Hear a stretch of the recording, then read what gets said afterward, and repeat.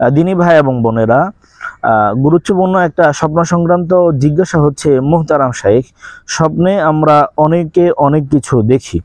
তো সেক্ষেত্রে প্রশ্ন হচ্ছে, স্বপ্নে আমরা ভালো কিছু দেখি, খারাপ কিছু দেখি, স্বামী স্ত্রীর সঙ্গম দেখে অনেকে, আবার অনেকে বাচ্চা হওয়ার পরে অনেক কিছু দেখে।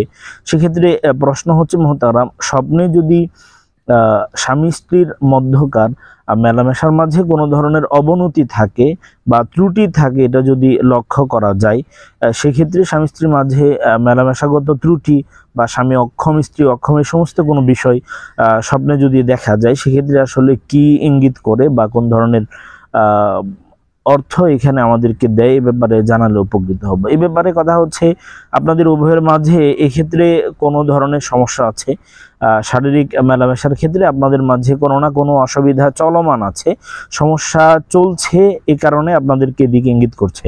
এজন্য এই ব্যাপারে আমরা খুব উদ্বিগ্ন হওয়ার কিছু নেই।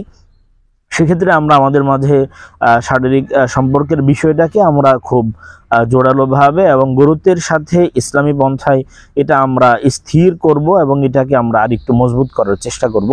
এজন্য আমরা দূরে অবস্থান করব না, কাছাকাছি অবস্থান না করলে অনেক সময় এই ধরনের বিষয়গুলা স্বপ্নের ঘরে অনেকে দেখতে পায়। এজন্য আমরা বেশি সময়, লম্বা সময় ধরে আমরা দূরে অবস্থান করব না। আল্লাহ তাআলা আমাদেরকে বুঝে আমাদের তৌফিক দান করুন।